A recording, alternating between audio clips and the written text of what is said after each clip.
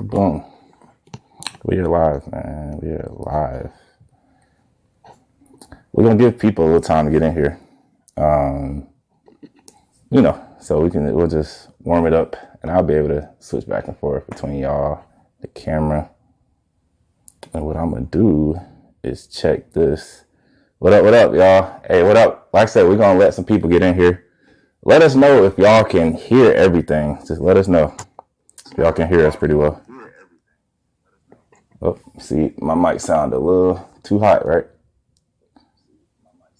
I think it's good. How we sounding? Bev, what up?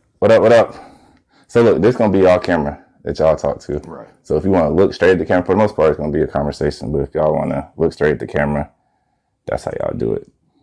So appreciate that, Rose. So look, y'all can see a lot of stuff right there. I'm gonna make it to where y'all can really see what's going on. Like Bev, one of the roundtable girls, just sent us a rose. It's a lot of people jumping in. We got like 23 people in here right now or something. I can't remember. It's 3 people in here. We're gonna let it keep going. It's a lot of people jumping in. Like I said, we are doing a conversation about my parents have been married for 37 years, y'all. Known each other been together for 42. So like I said, we just gonna let people keep getting up in here, and we'll start it soon. Jazz, what up? What up, Jazz? Hold on. I'm gonna let it keep building, man. We're gonna give people time to get in. I didn't get my water. Yeah, you can get your water. What is it? This? Oh, you're dead. That's my parents right there, y'all. She got it. I got it. Oh, y'all just gonna share one? Yeah. Oh, I forgot I got lipstick on. If y'all want another one, I can grab one. You grab another one, because I just put my lipstick on your dad's. Y'all say what up. They said, hey, y'all. Hey, what's going on? How y'all doing? What? They said they want notes. Hey! They said they want notes if they need to. About how to make it to 37 years. All right. Honey. Somebody take a screenshot of this and send it to me. What up? Y'all take a screenshot. Here go the water. What up? What I do with mine? All right. What I do with yours, baby? Put it over there. So, It's cold. we got some people jumping in. Kaylon said he's seriously taking notes. Kaylon in here, he said he's seriously taking notes. Kaylon, come on. They said the dad's looking like, come on, get this show started. That's Jazz. Look, so if y'all look, I can't see. you can't see. I know it's tough to see. It's Your right. Glasses. It's right there. You see these? It's all right there. That's all the comments. Oh. Yeah. Hey, you guys. Yeah, So, all right, we're starting to get some people in here. First off, I just want to announce before we get started, y'all.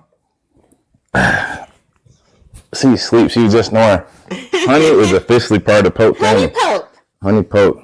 She officially a part of the family, y'all. She got inducted today. All right. Ashanti, what up? Okay. Jazz, relax. She said, your son be mean to me. Anyway, we're going to jump right into it, man. We got the people in here. So, y'all, I'm going to just let y'all, I want to start it off. So, you say y'all been married for 37 years. Y'all been together for 42 years. You got a very interesting story. I do? You got a very interesting story about how you and Dad got together. just walk us through that. Well. Yeah, tell everybody that was your scheme. Well, I stalked him, actually. Actually, what had happened was, we met in high school, and I was in the 9th grade. I was born in November, so therefore my birthday is a little late. We're only 2 years apart. So I saw him, and I was like, oh, he sure is cute. So I had a friend of mine that worked in the school office get his information and telephone information, and I never called him, though. because I was a little nervous. And then a guy friend of mine, wasn't a boyfriend, Cassius, and he told Derek, my husband, that, well, at the time, boyfriend, well, he wasn't my boyfriend, I was interested in him, and almost had a duck in a conniption. I'm like, why did you tell him? Why did you tell him? So, but anyway, I was at the store with my mom. We had gone to the grocery store, the local grocery store, and Derek was in there with his, with Danny, his uncle. And so he spoke to me, and my heart just dropped. And my mom's like, who is that boy? Who is that? And I was like, someone from school, you know. And but anyway, we met. He didn't talk. He spoke to me at that time, but then later on, I did get his number from the office. I never called. Mind you said you was a freshman and Dad was a senior. Right. Yep, your dad was a senior. She was out. She was out here, freshman stalking a senior, y'all. Yep, I sure was. I thought he was cute. He had long hair. His hair was down to his neck. And I didn't like that. I didn't like that Jerry curl. I don't know. You guys may be too young. I don't know who I was on there. But he had this long Jerry curl. He's got Jerry curl. He has this nice bald head now. But, yeah, that Jerry curl was, I didn't like that. I didn't like that. So, Dad, like, all right, what was your thoughts? You got this freshman girl. You seen her. Like, Mom said she pulled up at the crib pretty much. So, like, what was your thoughts? Like, what did you think at first? Like, well, actually, I didn't pay your mom no attention. Oh. Because when I seen her, I had remembered her from a previous summer. Okay. Actually, when she used to date another guy, so to speak, and I thought she was too young. I knew what grade she was in, but I didn't know that she was only 2 years younger. So I really wasn't, you know. Oh, so you're only 2. Yeah, okay, right. So, Right. So I really wasn't interested like that because I knew her through someone previously. And then when her friend Cassius was telling me that, I was like, man, this girl in the 9th grade. You know, I ain't. But, you know, eventually though, after all her scheming and stuff like that. Wait, all the scheming? How much scheming was there? Well, I mean, scheming to get. He didn't know I was scheming. He didn't know I was scheming. He didn't know I was scheming. At the time, he had no idea. He didn't know. Okay. So, all right. So how did we get to dating and being interested? Because he was obviously interested, but like, how did y'all like actually get together? I think it was the fact that when I saw him in the hallway, I just knew that I was going to be with him. I knew that he was going to be my husband. I know, you know, I knew all that. I knew that. I said, oh, that's going to be my husband. And he didn't know any of that, but I did. Me and the Lord knew, but he didn't know.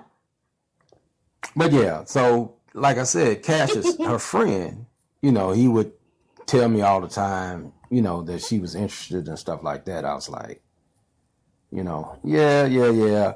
But over time, it didn't happen immediately. It happened over time. Yeah. This started at the beginning of the school year. So by the middle part of the school year, right before Christmas break. Yeah. So who asked who out? You. Well, we're getting ready to go on Christmas break. Yeah. It was December. I was going to my bus and I seen her and I think I spoke. I can't remember. Yeah, I was getting ready. We had I was a cheerleader. And so we were getting ready to have a basketball game. And so I was walking toward the gym and he was getting ready to go and get on the bus. And that was the end that was right before winter break. Right, for Christmas. Christmas break, and so I had my cheerleader outfit on. I was headed to the gym, and when I saw him, it was too late to turn around because I was like, oh my goodness, he's walking toward me.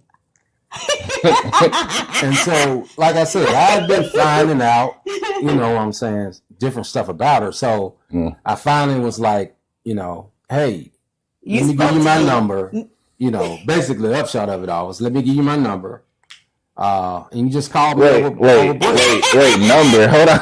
Because this time, so you call it a whole house. This is the landline. This is not cell phone number. Oh, no. This is landline. Rotary. So grandma answering the phone. Who is the girl calling my house? All that. Exactly. Yeah, no cell So phone. This is 1984, man. 1984. Okay. This is 1984. And no cell phones, no beepers, none of that. This it was is a house phone. Anybody can answer. Okay, so I'm going to jump right in because this is a big question that millennials, people figuring out dating right now is talking about. We feel like the phones messed up dating a lot. Like the fact that we got all this access, we can go find somebody in Africa and San Francisco. Everybody feel like they got a lot of options. So do y'all feel like in 1984, when all you had was the landline phone, made dating a little more, like you were more committed to that person because you're not going to find everybody. You can't just easily go look at the next high school and find somebody. Like, do y'all think that changed stuff? Or like, what's your thoughts? Yeah, I mean, of course. I mean, as technology increased, to the point of social media. Yeah. Not just cell phones, but to the point of social media where it just made the internet just give you access to people that's far away, because long distance dating for us back in 84 was, hey, she gone for the summer to Chicago to visit family. Mm-hmm. And I'm still here in Memphis, right?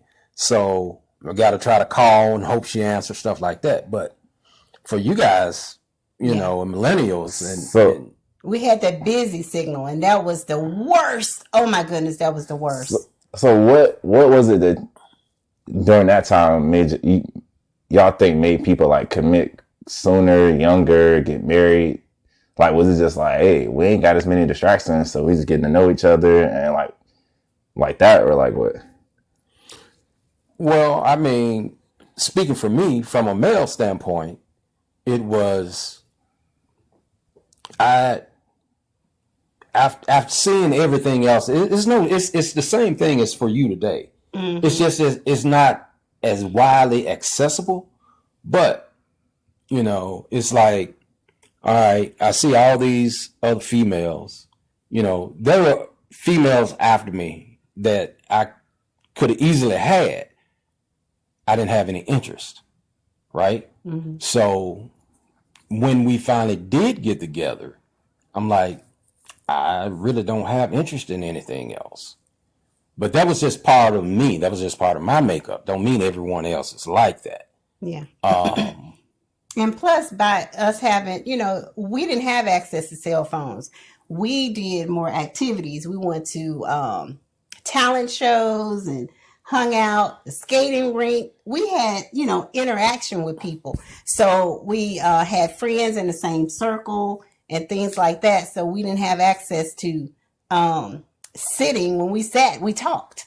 It wasn't just I'm talking to you and then all of a sudden I'm, or the phone ring. It's like this thing here is just, yeah. And then too, I mean, you have, as you guys today, everybody has examples, mm-hmm. right? And I never was, for us in our particular situation, I wasn't one that. Who is that said she wished cell phones never existed? I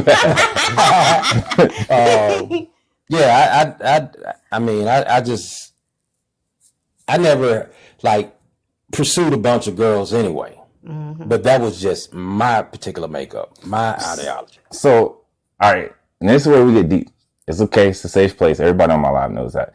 So y'all were each other or close to each other's first or something like that. Pretty much. Neither one of y'all had many experiences. And y'all, not only did y'all make it 37 years of marriage, but y'all made it through teen pregnancy to 37 years of marriage. Yep.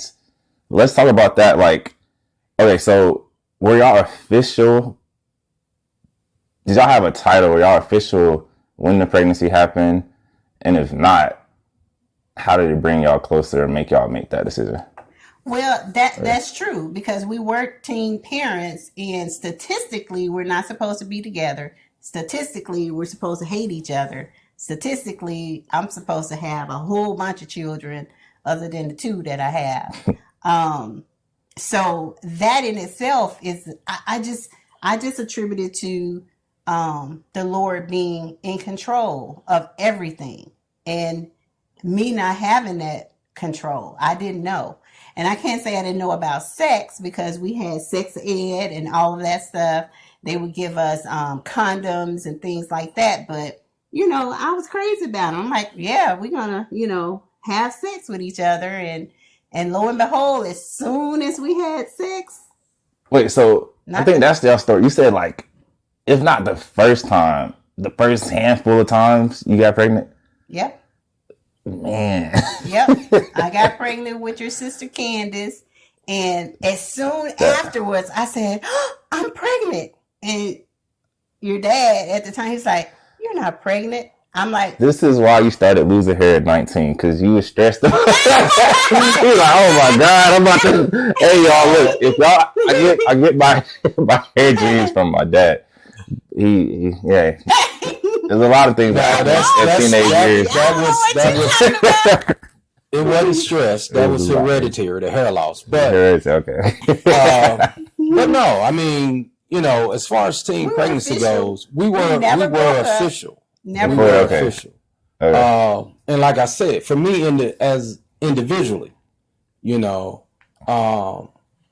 just because of a irresponsible act, yeah, I wasn't going to remain irresponsible. Now, having said that, we dated, of course she was still in school, but we dated 5 years before we got married. Mm-hmm. So even though we had your sister, we continued to grow together. Yeah. We continued to get to know each other, even though she got pregnant, 6 months, 7 months into our relationship? Mm-hmm. So we continued to grow. Yeah. And like I said, and then we started making commitments that, oh man, we shouldn't be doing this. That's why I didn't get pregnant again, because it's like, no, we're not. I didn't take birth control or anything after I got pregnant, right. After I had Candace.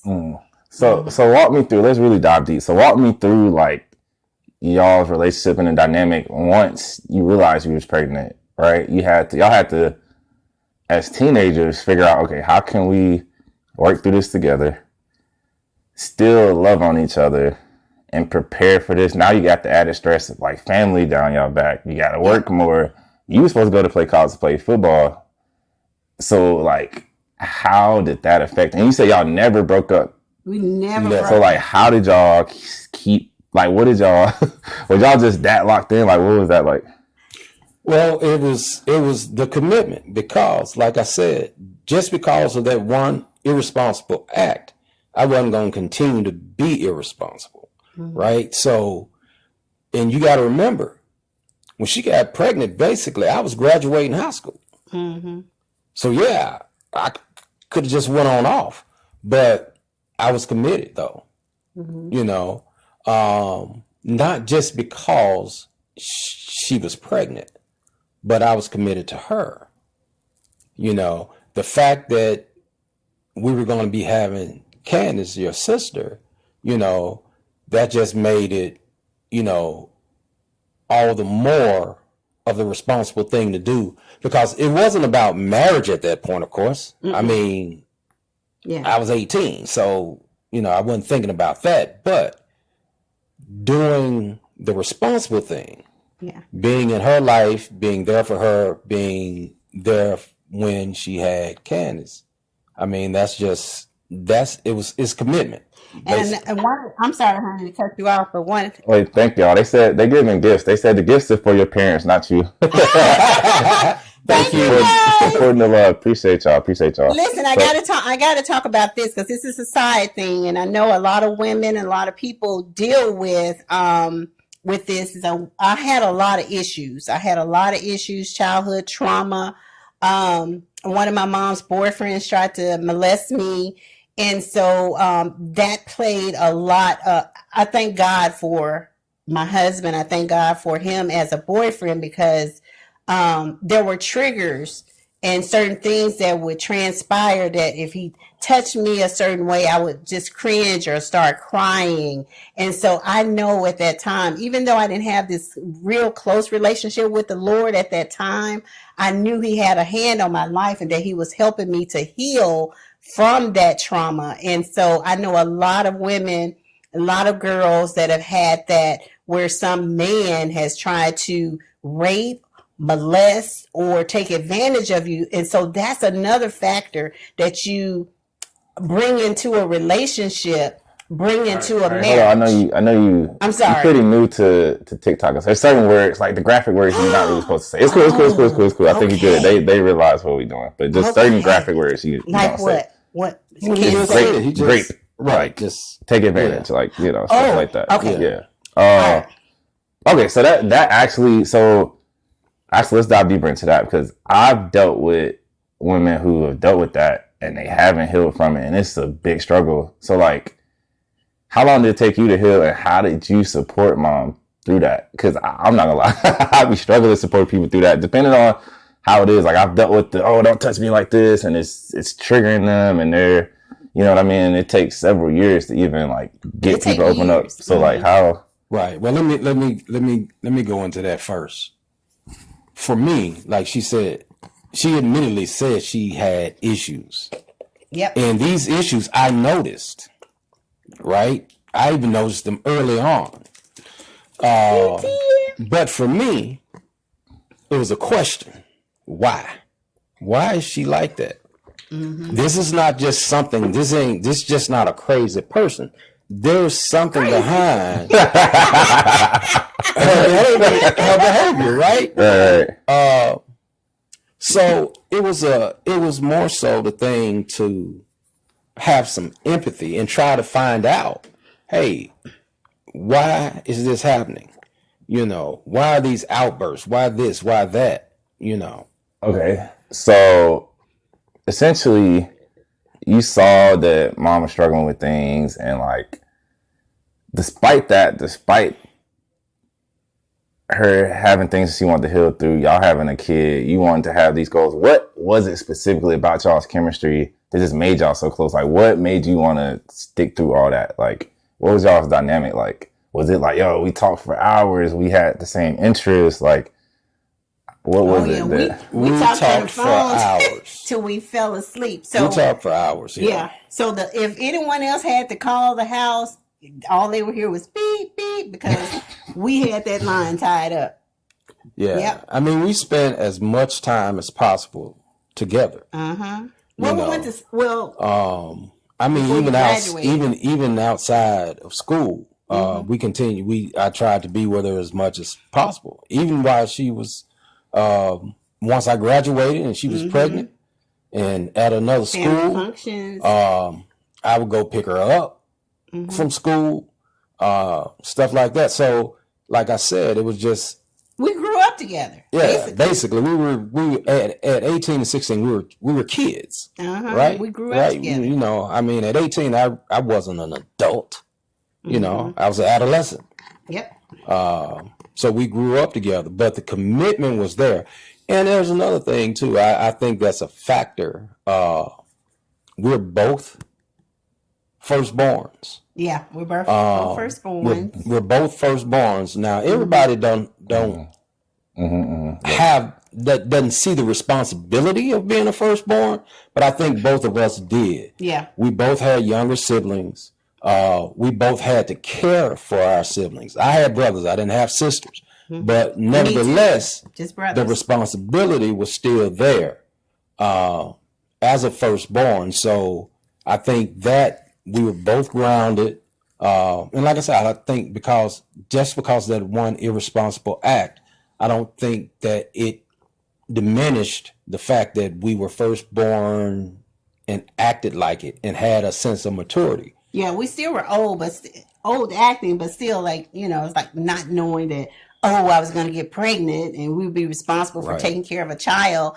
And if you're thinking, what about, can I say, getting rid of it?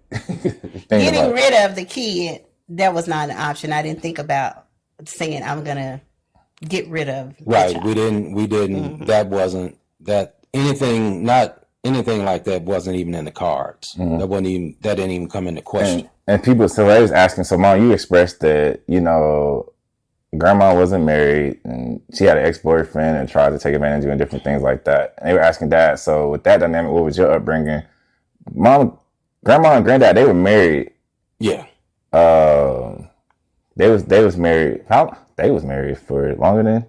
Right. Yeah. Right. So yeah, he came from a two-parent. Yeah, I came from a two-parent home. I came from a example, my grandparents, they 75 years married. My grandparents, so on my dad's side, there was a lot of examples of,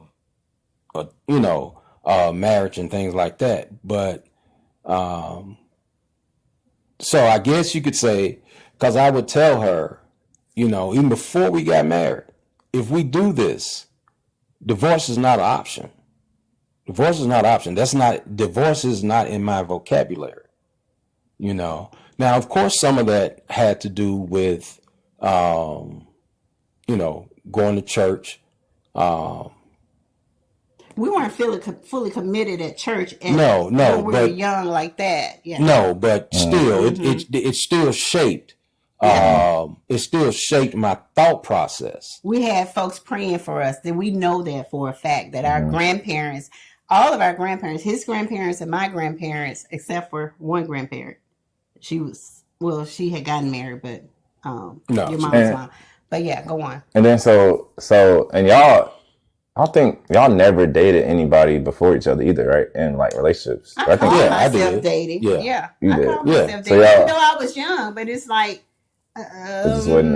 it wasn't like really boyfriend, girlfriend. It was like too young. Person you saw at school. Yeah. Right. You dated that was the person you said at school. Because really the school we met at, I was there just that 1 year. He came to get me. Yeah, that's what she always said. Oh, so y'all went to different schools? Yeah. Oh, I thought y'all went to the same school. So the last year we did. Last year wait, so you went to somebody else in the office, asked for his information to find him at a whole different school? No. That was... No, his last year. We went to different schools until his last year. To my senior year. To his senior year. Yeah. So during that time, you could go to, if you were a senior, you could go to any school you wanted to. Oh, okay. So he chose to come to where I was at Kingsbury because he had friends and, we had friends and family at the school. At the same school. Yeah. Okay. And then when did y'all start living together? Because y'all are living separately, a little far apart, probably didn't have cars.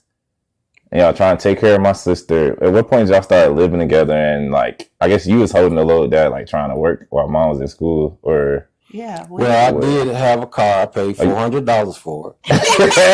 $400, okay. A 1972 Gran Torino Sport. Okay. That was my first car. Okay. But yeah, we didn't live together. We didn't live together. We lived together. We actually got an apartment 1 month before we got married, but we were already engaged. And he wasn't supposed to stay there. He was supposed to be at home. Candace and I were in the apartment the 1 month before we got married, and he didn't like that. He came over and he's like, I'm not finna stay there, and I got a whole apartment. And so we stayed together for 1 month. Right. So living together always adds a whole different dynamic. So what was that like when y'all started living together? Like, you mean as husband and wife? Or just when y'all first started experiencing cohabitating? Oh my goodness! It's a lot of getting used to. Yeah, that was a lot to get used to. I mean, that's going to be, for anyone, because what you're doing is you're bringing two upbringings together, two different family dynamics and ideologies together. Yeah. So what goes on in my house didn't go on in her house, that type of thing. I think that's one big piece in a relationship. When you are dating and when you start living together, each person don't understand that you are bringing two households together and you're trying to make that household one. It doesn't matter. I like to fold towels a certain way. And to this day, it doesn't matter how they look in the closet, Derek still folds them the way he folded them when he was in his house with his parents.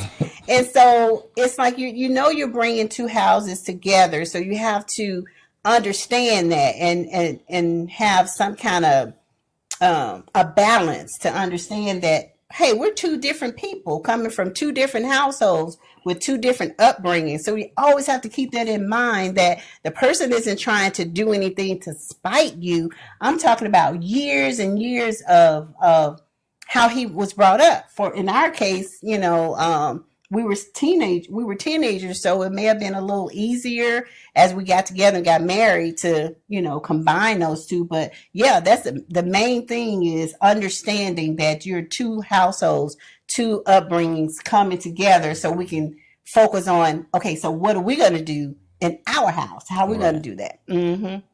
So, all right. So what are some of the questions? That's exactly what I was about to ask. What? How does it change and evolve, like the way y'all communicate and handle conflict, like from that young age, and be like raw with it? Like, okay, were y'all tussling, arguing, kind of raising each other's voice, and y'all had to learn to dial that down? Like, what was the conflict resolution like, and how did it evolve? Your dad he's been the same person since the first day I met him. People are like, oh, they've changed. No, they don't. If you are ignoring the signs and you're not paying attention to them red flags, that's on you. But he is the same temperament, same person. I've changed and I've evolved because I was very hot-headed. My nose would sweat. I would be angry and upset and agitated, but that was part of, what I told you earlier that had happened, all of that frustration. So I had to allow the Lord to help me in that, and it was a good balance, because even if I was angry or fussing, he wouldn't even argue back with me. So it's hard to argue with somebody that's not going to say anything back. He would just be like, okay, Lisa, I see you, you had a bad day. From a young age. Man, yeah, even from a young age, he just would not. I wasn't. It would drive me up. And that was before her. That was with other girls I had been in relationships with. If you're going to argue, if you're going to go off, you're going to do it by yourself. Because I'm not giving my energy to that. But I had a lot. I will say that my dad is so mild mannered. My mom, I've seen my mom just be like, Derek, blah, blah, blah. He's like, Lisa, what do you say? Like, he just be. Come on, let's fight. And he'd be like, nah, I ain't got time for that. Okay, so let's say this. Y'all are having a disagreement about them children. We can talk about that too. But if y'all having a disagreement, like some people like to, what's y'all advice to people? Because some people like to walk away from it and come back. They can't quite gather themselves in the moment. The person one might be too reactive. Is it where it's like, okay, we're not gonna go to sleep upset, or like, what's y'all's rules around communication and that? Mm-hmm. Well, one of my things has always been, and I've told her this since day one, I'll never not sleep in my bed. Mm-hmm. I don't care how mad she is. I don't care what. If she want to go sleep on the couch, she can. But I'm not going to not sleep in my bed. I don't care how much tension, friction, and all that has been. Because my thing is, like the Bible says, you don't let the sun go down on your wrath. Mm-hmm. You resolve issues, right? You may not get them resolved at that moment, but you still work to resolve. And then it's kind of my nature too. So being the fact that I'm not argumentative,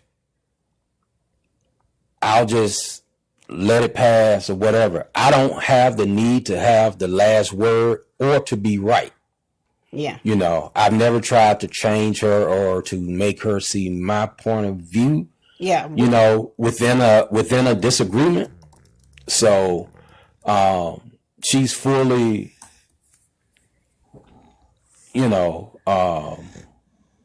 she can have the opinion that she wants.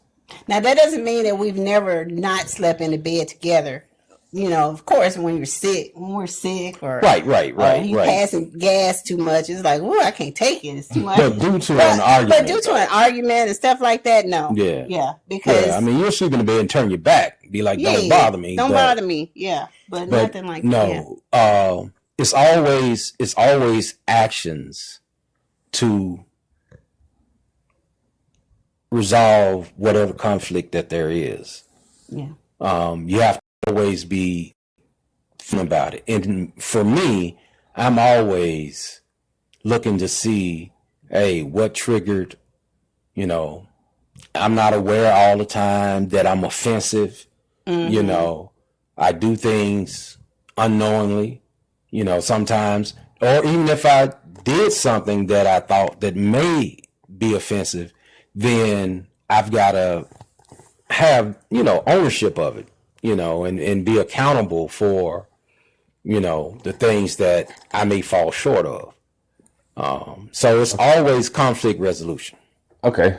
So I'm trying to, I see questions coming in and everything. I'm trying to make things chronological. So we covered like how we made it through high school, the dating phase. What was it that like, Mom, you said you knew right when you saw him, but Dad, for you, what was it that's like, yo, I want to spend the rest of my life with this woman? Like, what really got you to that point of like, I'm about to get a ring, I'm about to marry her, and it's about to be till death do us part? Like, just walk me through how you knew, especially since saying you dated before, like, what was different about Mom? What made you just know? Like, what was it? Yeah, what was all that? Well, like I said, it was for me, it was the feeling of being grounded, right? And what I mean by that is I felt like there was nothing else out there for me. As it relates, do you feel like you felt that way? Well, I mean, not at 18, there was commitment. But by the time I was 20, 21, 22. But you were nervous. Remember how you, when you Well, talked to Michael? we're not talking about nerves. Okay. But for me, like I said, it was having the commitment, having your sister, she was what, 3? Mm-hmm. Yeah. She was 3 when we got married. Yeah. I didn't want to have her be, just another statistic. They say a child is not a reason to get married, but a child is a reason to stay married, right? It was responsible, and not just saying I was just trying to do the right thing, but over a period of time, out of the 5 years, of course, I loved your mom. We had pretty much, like she said, we grew up together from being teenagers into young adults. So for me, monogamy was a big thing, not that you have it all together, but as far as having a wife, I only wanted one. Yeah. And one thing is, a lot of y'all may not understand, God doesn't choose your spouse. He's not going to give you a spouse. A lot of people think, oh, I'm waiting on God to send me someone. I'm waiting on God. God doesn't choose your spouse. Right. He honors your choice. He honors your choice. Your choice. So that's big. Let's stop there. Yeah. So essentially, it sounds like you don't believe in soulmates. But if I heard that right, it's not so much like, all right, this is a soulmate. This is who God chose for me. But this is like, okay, we're honoring God, so God's going to honor our choice. And as long as we honor Him with our marriage and our union, He's going to honor what we have. Is that kind of it? Like what you're saying? Right? That's it exactly. Okay, so no soulmates, in y'all opinion. The thing about here's the thing that people think about soulmates, things like that. As we've grown, who I am today, what I'll say about that is, when it comes to marriage, you have to understand the purpose of marriage. Yeah. And you have to understand the purpose of from a male standpoint, like especially in our community. So a lot of people grew up in church. A lot of people hear that the husband is the head of the wife, that the wife is a helpmate, and things like that. But today, I understand differently. Yep. There's a Hebrew term, the scripture that says, a man shall leave his father and mother and cleave unto his wife, and they two shall be one flesh. That's where I think they get the soulmate from. Could be. But that's really not about marriage. If you read the original language, the Hebrew term is a term called ezer.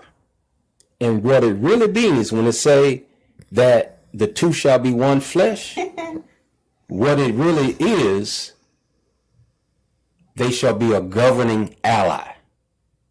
So the principle and the purpose of marriage between a man and a woman is to be one for the purpose of governing what God has entrusted in them. Somebody said, come on, Pops, give us the Hebrew. But saying how we get to where we are today, though, you know. Yeah. You know, so that's kind of something. That's the thing I say when it comes to alignment and like, okay, love isn't essentially. I'm saying love isn't just enough, right? It's also like okay, you have to be aligned in vision and equally yoked and like where y'all want to go with God. So it's more like you said, you mean not people like to say business, but it's really just like the ultimate partnership. Like, what are we conquering together? Yeah. Like, think about this. Marriage is like a business opportunity, right? It's a business. You're going to either run that business in the ground or you're going to build that business up. That business is going to grow based on you putting the time, energy, and effort into it. You have to learn your partner. You have to learn the business and know how you're going to navigate through that business. So if you take away the perspective of this, oh, I'm so in love. What happens when you feel like you fall out of love? What happens when the business is, you're losing money in the business? What happens when the business isn't going the way you want? And when I say that, think of the analogy of a marriage. What happens when a person gets sick and one person has to carry the load? Are you going to jump ship and run? Or are you going to say, okay, we're in this together. This is our business. We're going to build it. You know, so it's more than just you're in love. You're doing all this infatuation stuff. It's a business. This is my brother in Christ first. Right. We're brothers and sisters first. So I'm going to respect him as my brother and things like that. So it's building. You know, I'm learning him. I'm watching him. I'm paying attention to his needs. And so same thing you would do in a business. You know, you pay attention to the needs of that business to see how it's going to grow. So Kaylon had asked that earlier. He was like, so how do y'all deal with like financial hardships? And has it ever like, what kind of strain has it put? Like, how do y'all navigate that? Like, what's y'all advice? Because y'all been through different seasons. So what's y'all advice at this point in life now? Like, how you wish you would have handled stuff better? Or just how do y'all handle that? I know you're touching on it, but if you go a little deeper. Well, the thing about it is it goes back to purpose, right? So, yes, your life will go in seasons. Yep. It will be ebb and it will be flow. Yep. There will be some times where financially you would be up, sometimes you would be down. When you look at the divorce rate, a lot of people that get divorced for financial reasons, sex, and what's they will say, oh, we still love each other. So if love was the only anchor, you would probably have less of a divorce rate, but you don't, because love is not in the sense that we think it is. Yeah. You use the word alignment. Well, you got to talk about, you know, some people, there are different types of love, whether it's eros, you know, whether it's phileo was agape, which is the God kind of love. it has to be understood. Everything has to be according to how it's purposed. So for us, yeah, there have been financial strains. There have been times of when things were good. But due to understanding, hey, purpose, I'm not with you just when things are good, you know, because like she said, we're brothers and sisters in Christ. We all, everyone, we're all created in God's image. And so how could I feel or react to her, especially from a male, men, when we go through financial hardships?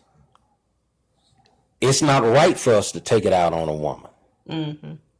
Because within a union, the way God purposed everything, men aren't the head, we're the foundation. So if you read the story of Adam and Eve, Adam was first, not because he was the head, but he was the foundation. And the foundation is the thing that holds up the structure. Yeah. And like a building, like a business, like a building. Exactly. We're the ones as men that are responsible. And do you know when they are building and making structures, they have to go deep. The taller the building, the deeper the foundation. They have to go down deeper in order for that structure to be able to stand firm. So yeah, you know? I'm not gonna I'm not, because of the financial strain, not be the same way with her and toward her as it would be in times where everything is good. But it can bring strife and frustration, because as women, we want protection, we want security, we want all of that. And a lot of times, if that money is not there, you want to withhold. You know, you don't want to have, I guess, you know, what we call it, if I can't say intercourse, intimacy. Intimacy or whatever. You want to withhold because you point blame, but we do have to go to the Lord and say, well, Lord, okay, how do you want me to handle this situation? You know, what do you want me to do? So the longest I've ever been in a relationship is 5 years. So y'all been on for 42. And I feel like 5 can be a whole season where it's like, how do you start losing things to talk about, or things get redundant and mundane? Like, so how do y'all keep the spark through essentially every 5 years? Because y'all been through 8 times 5. Like, how do y'all not get tired of each other and keep that like going? That's my best friend. I mean, I don't get tired of my other friends. Well, yes, I do. I get tired of them, but I just like being around them. I just enjoy being with them. Well, one of the things that, and I go back to the males, that when it comes to a female, you have to dwell with a woman according to knowledge. You have to dwell with a woman according to knowledge. I'm learning that. Definitely learning that. Right. Yeah. So if you're not dwelling with that woman according to knowledge, then you'll misuse the purpose for her being in your life. Yeah. They're asking you to break that down. What do you mean by dwell with the woman according to knowledge? All right. So I would say, let me, I'm going to interject real quick. I remember laying in the bed one day. It was pitch dark in the room, and I had woke up. It was like 2-3 o'clock in the morning, and I was just lying there. And all of a sudden, Derek woke up and he said, "What's wrong, Lisa?" And I'm like, "How did you know I was up? And what do you mean?" He said, "Your breathing changed. I knew you were up because your breathing isn't the same." And I'm like, oh my goodness, he is so in tune with me, because I was lying there really still, you know, trying to get back to sleep. And he just woke up and said, "What's wrong?" And there wasn't anything wrong. I just couldn't get back to sleep. I woke up, and, you know, so there are certain things that transpire with me that he's aware of because he pays attention to me. And like I said, go back to a business, go back to other things in your life that you give attention to. What do you invest in? whatever you put your mind and heart in, that's where your attention will be. But go on, babe. I'm sorry. No, I want you to break it down. But it's paying attention. And really, really for a man to dwell with a woman according to knowledge, you as the man, you have to understand your purpose. You have to understand your responsibility as a man. One of the things in our marriage is we understand our singleness within our marriage. Mm-hmm. Meaning, what I mean by that is she has her commitment to the Lord. I have my commitment to the Lord. Mm-hmm. He is first. Yep. I can, and like I said, I can never do anything that jeopardizes her commitment, and vice versa. And so that backbone keeps us together. That backbone has me to pay attention to her. Like she says, I know things about her. Now, I don't get it right. So you're calling it biblical knowledge is what you're saying. Not just biblical knowledge. You're saying it's about her whole person. Yeah. About her whole person. So if I had to break that down to make that so people understand. So you're saying you need to understand women, you need to understand your woman, you need to understand her walk in Christ, you need to understand how you mesh with that. And you need to understand yourself. And you need to understand yourself, right. Right. Because you said it for yourself. Mm-hmm. Like, you've struggled with certain relationships where someone may have had certain traumas and things like that. Mm-hmm. Well, if you struggle with that, typically you probably shouldn't be with someone that may have those traumas. Yeah. Because my patience ain't exactly. You're not equipped. You're not equipped for that. It's an equipment. Yeah. Now the package may look good, but the content's gonna have you misuse the relationship. Yeah. Because you yourself are not equipped for that. Yeah. And your dad allows me to be me. We have to allow each person to be themselves. We're total opposites. I'm loud. I'm chatty.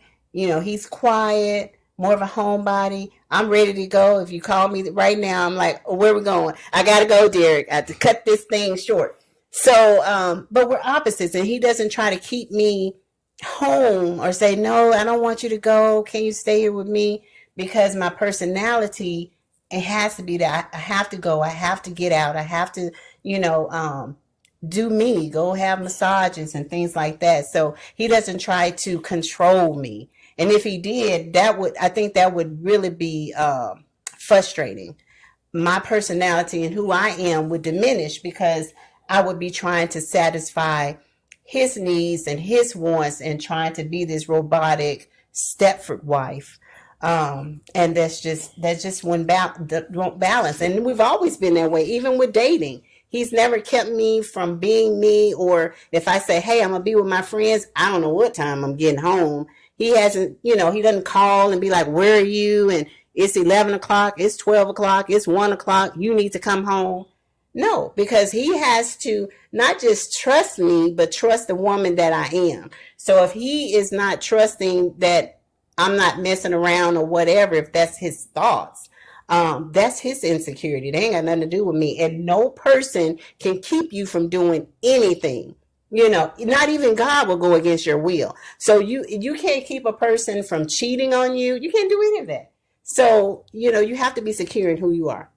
So, all right. So how have y'all handled, like, if y'all had periods where y'all felt like y'all have gotten distant, like y'all are best friends, y'all have gotten distant, or it's like y'all have gotten bored? Like, how do y'all reconnect? Like, is it like, hey, we do a date night every other week, or at least we go out somewhere once a month, or like, what do y'all do as far as always dating and flirting? And that's a really good question. Like, because there have been times where I felt like we were drifting, and I went to him and I said, hey, we're drifting.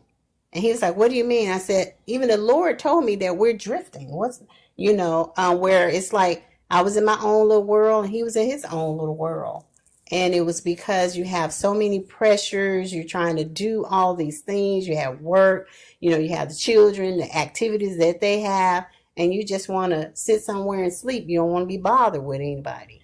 And so we talked it out. We just talked about it. It wasn't just like, oh, let's come together and let's pray. No, it's more than just praying. You do have to pray, but we had to put actions in there and then recognize that we were. So I think I was the first one to recognize it. And then he was like, yeah, we are. Because sometimes you don't recognize certain things that's happening. Right. And then you have to, I've learned this, that I have to be accountable for the things that I fall short in. Mm-hmm. So if she tells me that I'm falling short, I have to acknowledge it. Yeah. Not get defensive, but acknowledge it and say and try to work on it. Because the thing about it is, we all have motives. Yep. We all have divided interest and misaligned thoughts and things like that. And you have to learn to control those things so that internally you're doing right by the other person. Yeah. And I do have a question for you, Derek. So, we're having this panel and we're doing this so what was your view seeing us as your parents, or you just didn't pay attention until you got to become an adult? Honestly, yeah, I don't think for me until I got to a point where I was like seriously dating where I really thought about it. I think subconsciously I always saw like, okay, it's dope to have a partner in crime. Like, you know what I mean? Like, I always wanted that. Y'all remember I used to say I'm going to get married and have you said kids by like was 23, 25 and all this stuff. Right. But like, as far as like really breaking down what y'all's dynamic was and all that stuff, all I ever knew was like, oh, these folks, they always rub each other's nose in the corner somewhere. They just one thing I have seen y'all is y'all against the world. Like, so I have seen like, no matter what y'all going through or whatever, y'all got each other back, and y'all do still just can talk, and it's like y'all are really engaged. Because I think I've struggled with that, but I think that's an alignment thing too. Of like y'all actually like, especially looking now, like you'll say something about work, and Daddy be like, "Well, tell me more," and like he's asking genuine questions and stuff. Yep. I think that's important if y'all actually like caring about what y'all are saying to each other. Then it's fighting, like I said, obviously haven't been with y'all for 32 years. I've seen ups and downs, but y'all still sticking through that. And one thing they do, they always flirt and compliment each other and just different things. Because I think I could tell, and my dad might not be the same, but physical touch, I think I get that from you because you are very touchy. Physical touch. Man. So if y'all know about the love languages, what would y'all say y'all's are? And if they were different, how did y'all learn to like love each other in each other's love language? Because I remember, so y'all, my hands sweat naturally. I don't know what it is. I ain't got my Botox in them. One day I'm gonna get Botox in them. I think I had the physical touch bug from my mom, but I would try to say what's up to my dad. What's up? He's like, oh, get your hands off of me. So is that just with you, or you just not physical touch in general? Like, let's dive into it. Yeah, I mean, really and truly though, that's it. I'm not a touchy person, right? Now I'll touch her. Yeah. He touches me all the time. And she'll touch me, but there are limits. You know what I'm saying? Well, he had that Jerry curl like I didn't touch him at all. I was going to do this. Like, wait a minute, don't mess up right here. I mean, it's like, but yeah, though, I'm really not the touchy feely type. I was like, what would you say your love languages are? Really, that's a good question. Remember, we got words of affirmation, acts of service, gift giving, physical touch, quality time.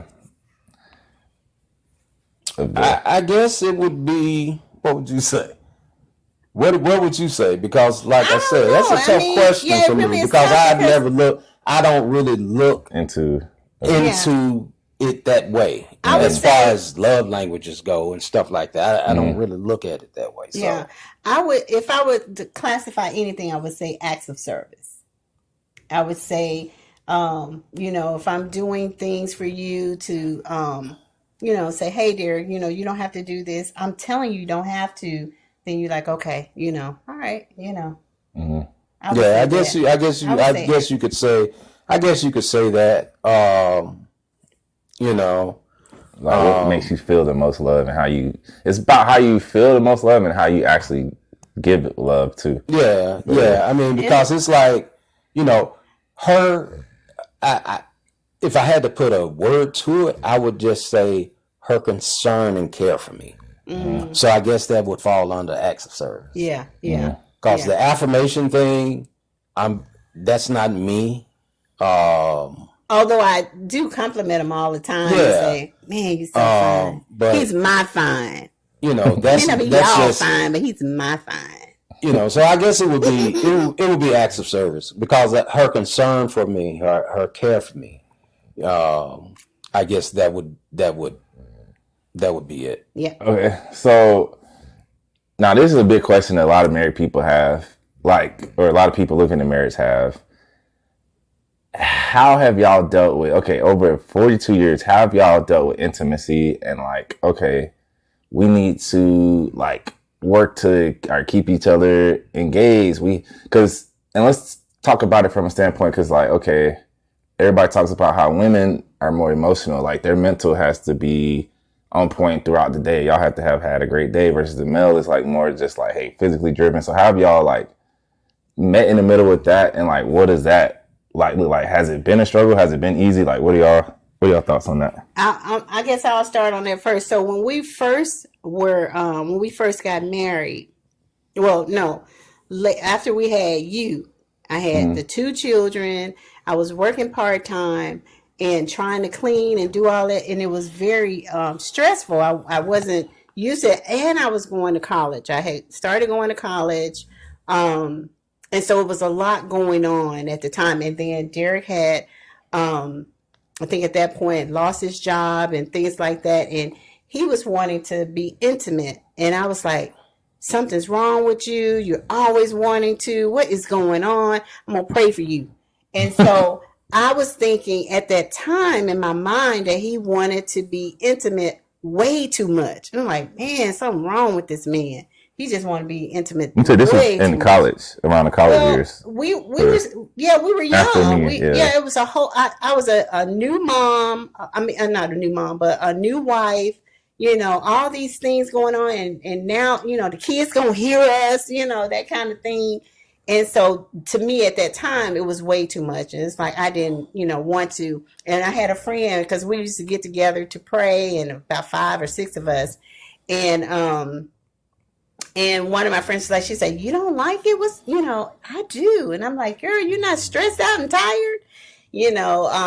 But then after the, kids got older and stuff like that, then I started chasing him come on, let's get, but yeah, so there was, in the beginning when we first got married, it's leave me alone. It's just too much. I'm tired. It's I can't deal with this.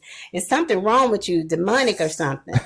So how that as a man did you weather that and just say, okay, because you said leading with knowledge, and was it looking okay, what am I doing to make her feel like this is too much? Or how did y'all get to that? And I'm asking a different question too, because they say y'all probably have hit that age where they say the hormones shift and the male libido might dip in the woman. So how'd y'all well, answer the first question. I'll just keep it easy. Answer that first question about how you handled that. It was a struggle. Mm-hmm. It was a struggle, especially when I used to come home. There was a period of time where I worked for Terminex. Mm-hmm. So I'm doing service in people's homes. And there I would go to females that would, flirt and stuff. Yeah. Yeah. And more than that, half naked to the door. And I would come home and tell her. Yep. that's how I weathered that. Mm-hmm. Wasn't easy. Yeah. And I would tell her exactly how hard it was. I would tell her everything. Yeah, I was going to ask earlier, how open were y'all about very these? open. Yeah, we were very open because we knew that being married, that as long as we were in sin, as long as we weren't, married, as long as we was having sex outside of marriage, hey, there was no attack from the enemy. But when we got married, then we started, hearing more things and understanding that, wait a minute, if we don't want division, if we don't want the enemy coming in to break these things up, we have to communicate with each other. So we were very honest in the beginning that, hey, if something transpired, you got to tell me. Right. And if you don't, I'm gonna kill you. No. Right. and then too, one of the things, like I said, it was tough, and I would tell her, Oh, you can't say stuff like that, by the way. You can't. GTA, Grand Theft Auto, play the game. I'm sorry. I would tell her, that I'm struggling. So, over the years, of course, you have your issues. You're gonna have your issues. You're gonna struggle and things like that. But it's the willingness to take accountability. It's the willingness to be open, to say I'm struggling, to say I got it wrong, to say I messed up.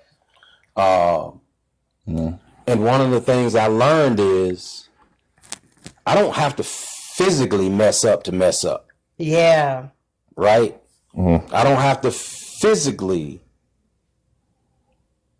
engage in infidelity to be an infidel. Yep. Because mentally, that's what iniquity is. You hear sin and iniquity in the Bible. Well, iniquity is the thoughts before the sin. Yep.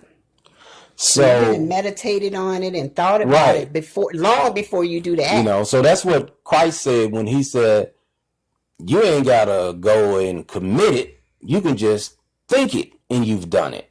Yep. Because that's iniquity. That's what iniquity is. So, being able to say, hey, I'm struggling in this area. I'm struggling with this, and be able to navigate through it.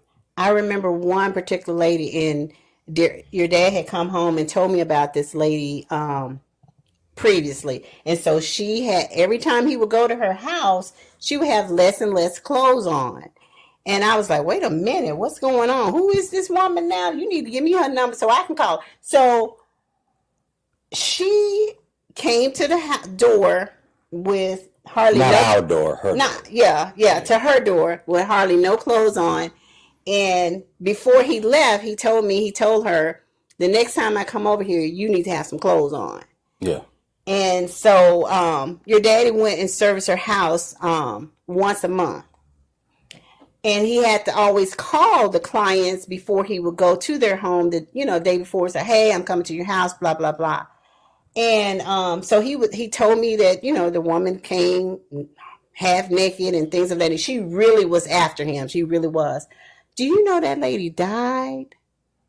She died the next month. The very next month. Now, she had been leading up to trying to get to him. Maybe she knew she was dying and was trying to go out. I don't think that's what it was. But just think if he had committed, just think if he had intimacy with her, and that too he would have had double things on his mind. That would have just been traumatic. So my question is like, all right, so like you have these battling elements. It's kind of like the stereotype of men are usually more physically driven, women are more emotionally driven, don't require as much attention physically.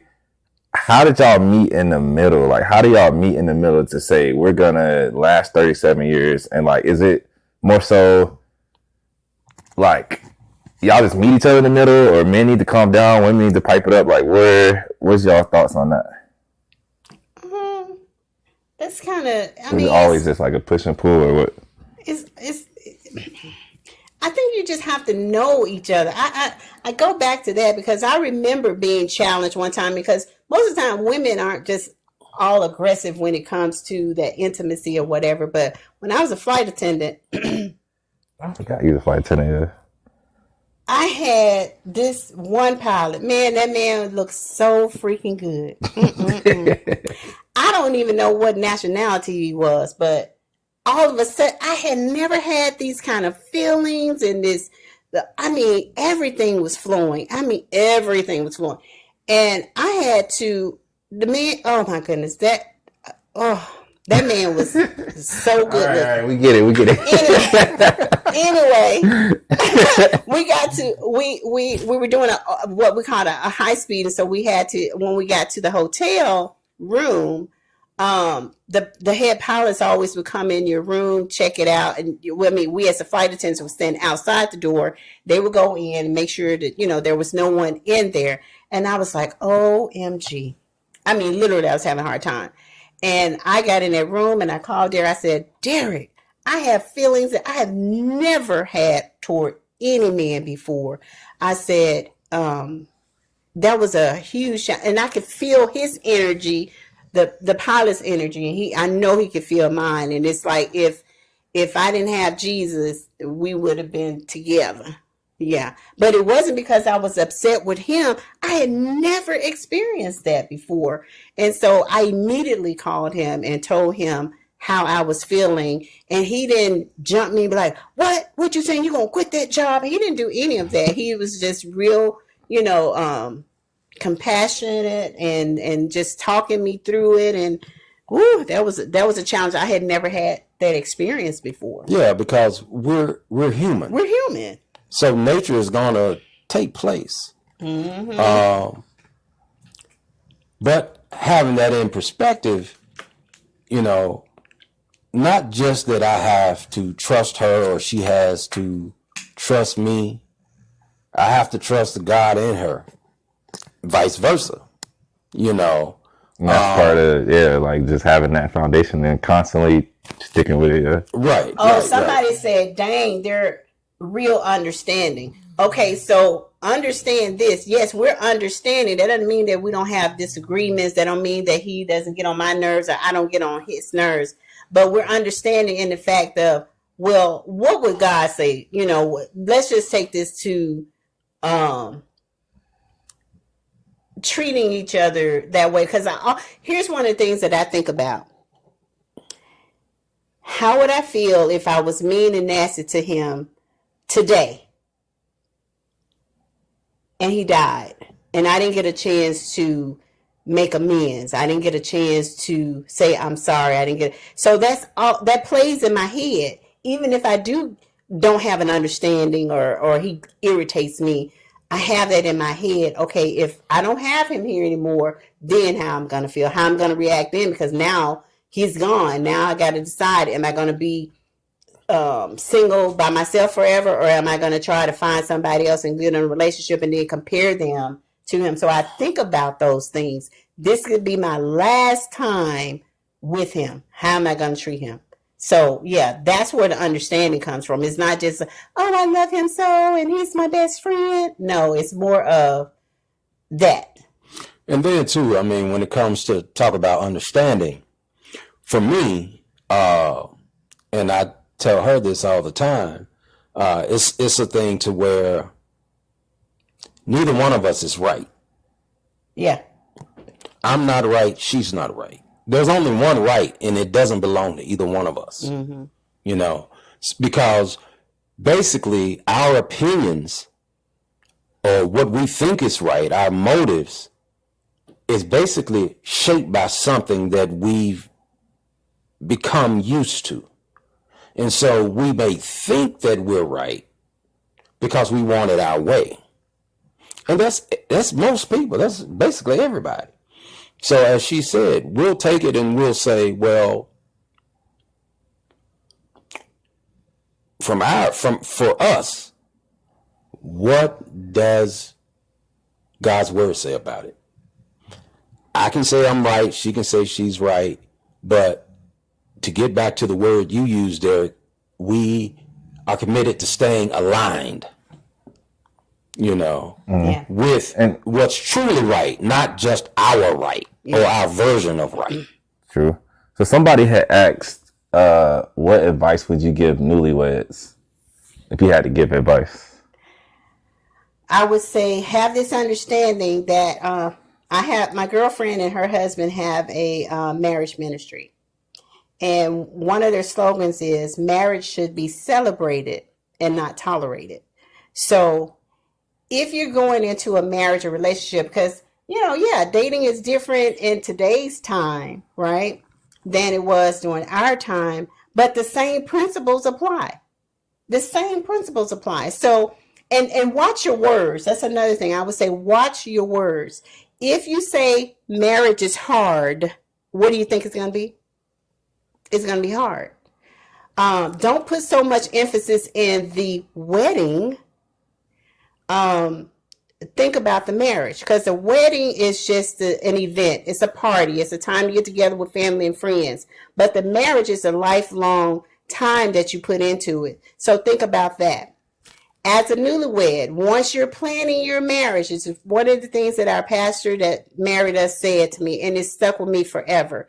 And that is, if you say your wedding is going to start at 1 o'clock, you better be playing some music or something. Because if it starts at 2 o'clock, you had already started your marriage off on a lie. So be consistent in what you're saying out of your mouth. If you say things are hard, it's going to be hard. If you say you don't want to get pregnant because it's going to be hard, or having children is going to be hard, that's what it's going to be, because you're speaking it. You're saying it out loud what it's going to be. So if you say that, you love this person, then mean that. Show the actions behind that. So I would say, as newlyweds, don't put so much focus on the wedding and the flowers and getting married. Think about that. Make it a destination wedding. If both of you can't, come into agreement, if one person for girls, we think about weddings and flowers and all that. We have the colors and everything already laid out long before we meet someone, but allow him to have some input as well.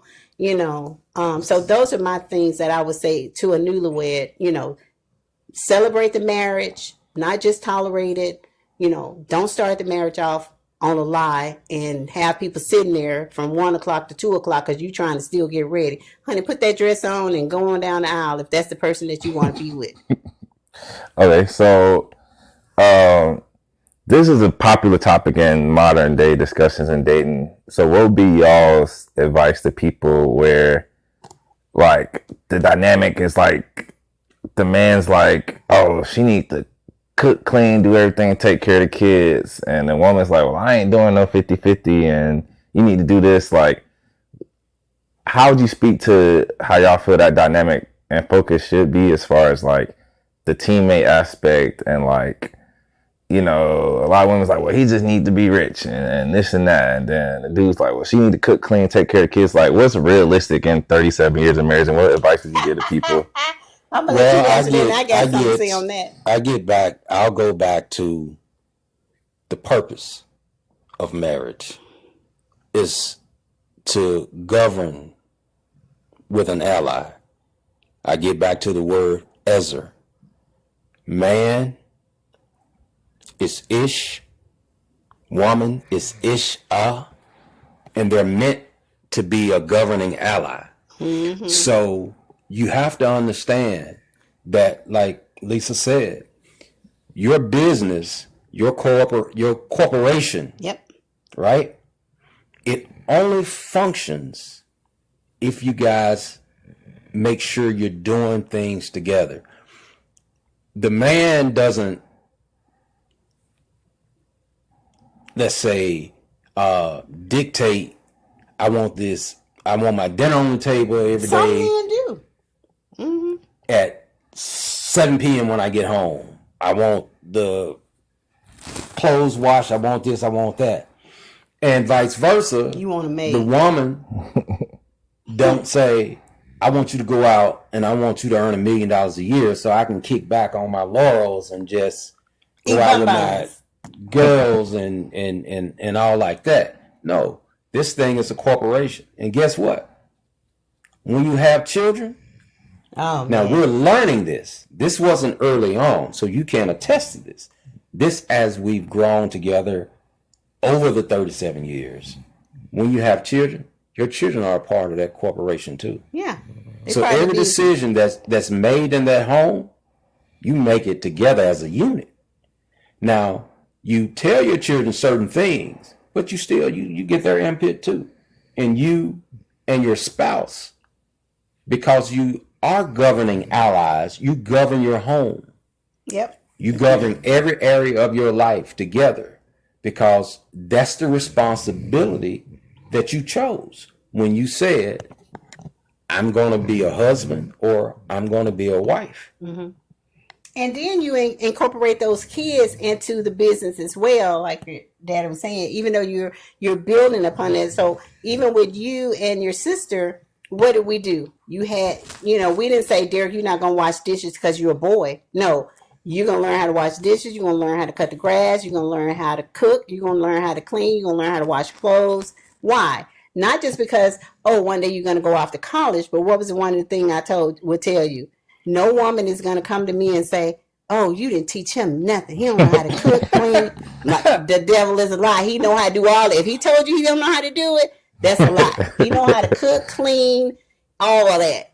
All right, so they are asking, they love to mess with me because I be on here, doing my dating content and all that stuff. And, we don't get to talk about so much, but I've been more recently than not, like really dating intentionally. And, I've had my relationships. They started off just like not on a God-centered foundation. It was just like we was messing around. We fell into it. But now, all right, I'm dating intentional. I'm keeping God at the center.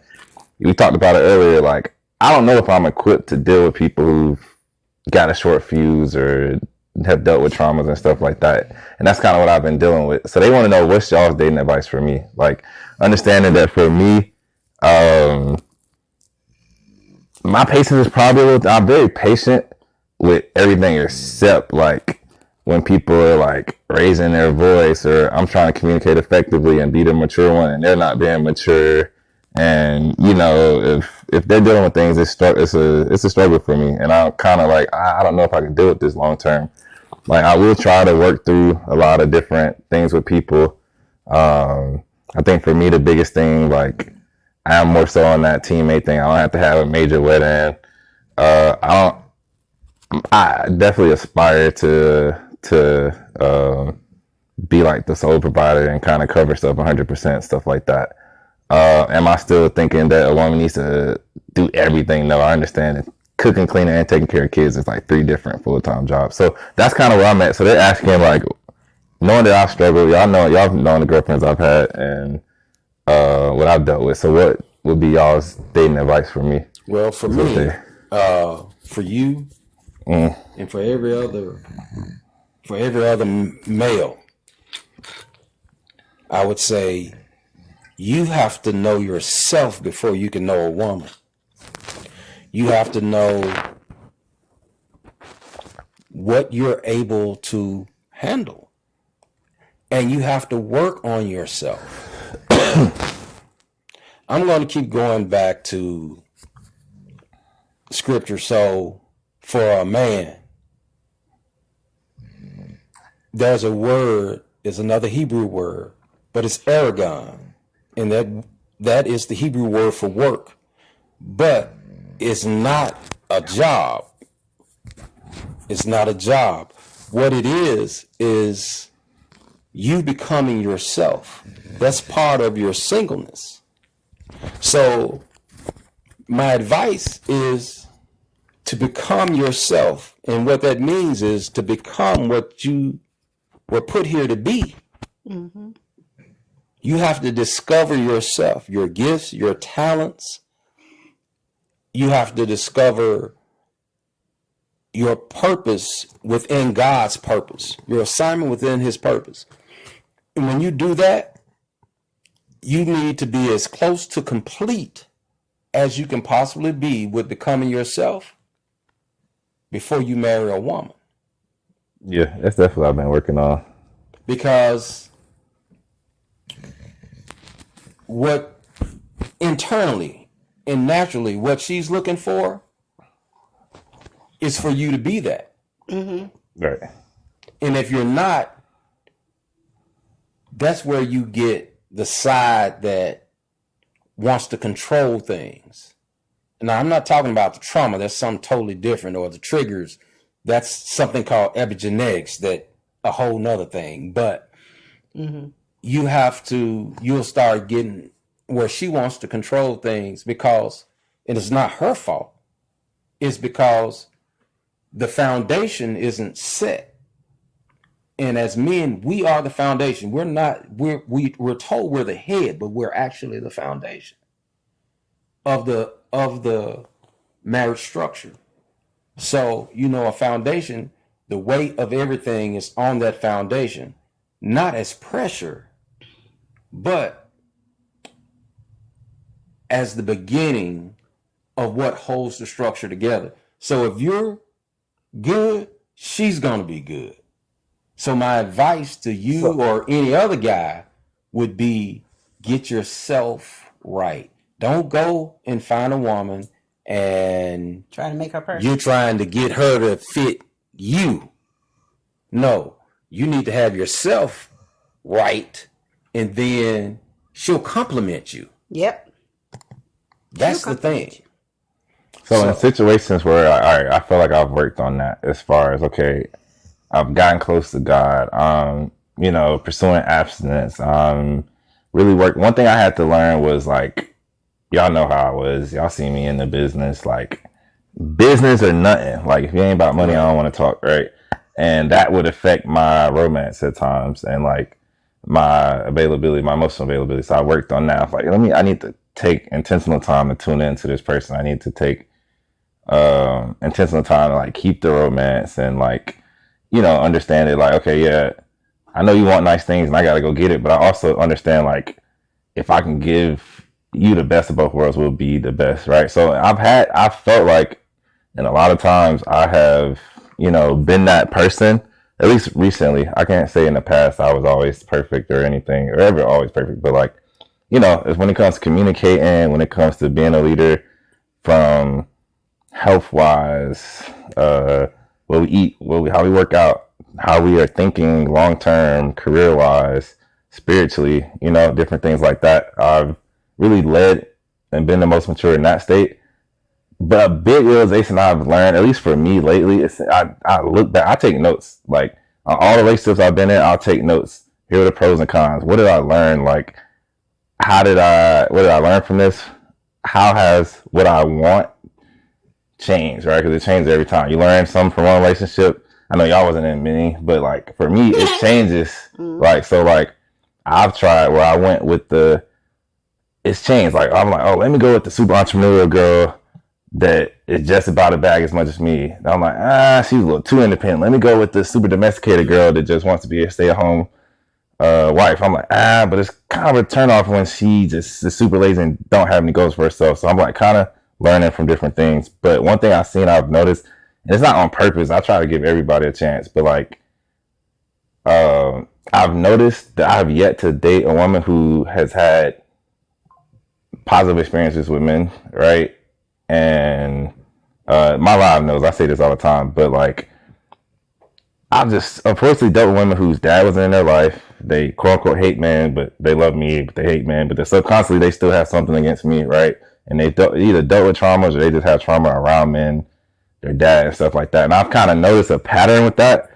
So now I'm kind of looking like, is that something I really can deal with? Because I just noticed, like, me and those people don't get along very well. So that's kind of things that I'm looking like, okay, can I mean, that's no knock on the people who've done that. Like, if they've done the work and you have gone to therapy and you're working on yourself, cool, that's great. I'm not just going to, like, shut a person out. And that's kind of how I've been. I'm like, I'm not just going to write you off because of that. But, like, where I've been intentional now, I'm kind of like, that might need to be a non-negotiable for me. So, like, what's y'all's thought on that?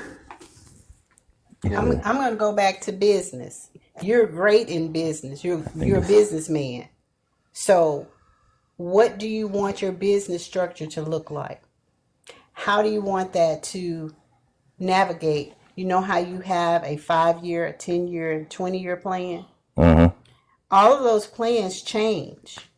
Right. The 5-year plan is going to look different from the 10-year plan and the 10 and 15. And the same thing with the relationship and marriage. It's going to evolve. It's going to change. I used to be skinny. Now, my body is not as skinny as it used to be.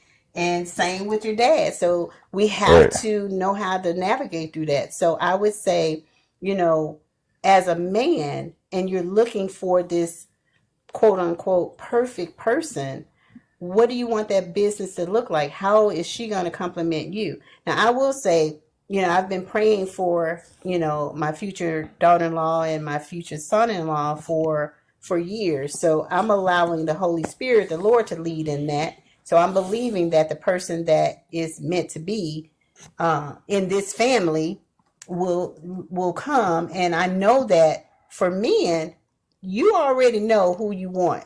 And I would say, make sure you don't waste up that woman's youth, because a man can have a baby until basically the day he died, but a woman has a window.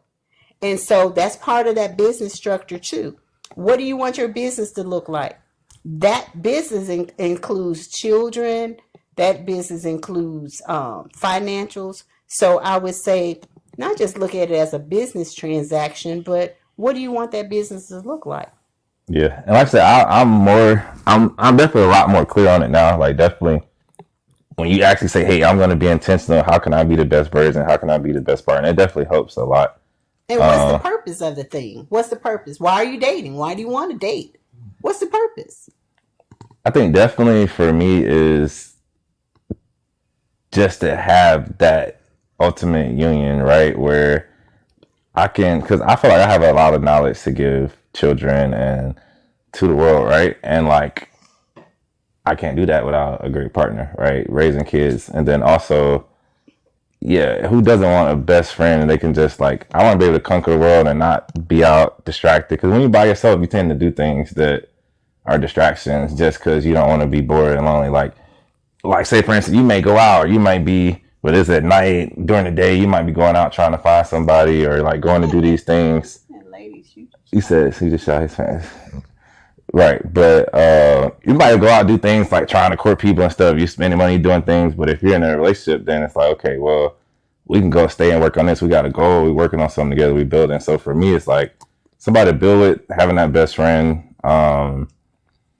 Like the Bible said, I know my passion is too strong. Paul was like, hey, look, if your passions are too strong, do it in a covenant of marriage, but you'll be better off not with the person. I know my passion is too strong. I do like that companionship and all that stuff. So I think my business, I definitely want somebody help make a house a home. I know I thrive when it comes to drive, ambition, work. I'm gonna always do that. But if the woman wants to work, cool. If not, I would definitely want somebody helping make the house a home, whatever that looks like. Obviously, she don't have to be a maid or a slave or nothing, because I'll hire. I think too, we naturally do those things. We naturally fall into roles. Right. We do naturally fall into roles, even though we balance each other out. Naturally, I'm gonna want to make the house a certain way and things like that. So yeah.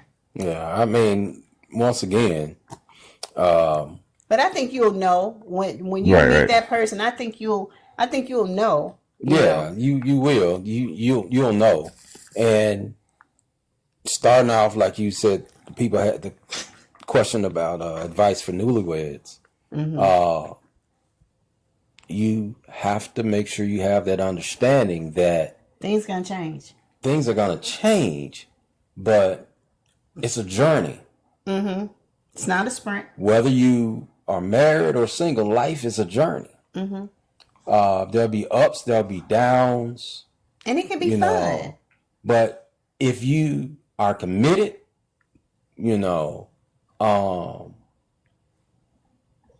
to growth, you're committed to being there for the person, you're committed to showing up to make that person's life better, and they are committed to making your life better. I want to comment on that person. They said, can you ask the two questions above? I don't see no questions. I dated someone for 10 years, and now I'm 38, no kids. Don't allow anyone to eat up your youth. First of all, who is that? It's That was, I Jasmine. think that was Jasmine, yeah. Oh, hi, Jasmine. Never again.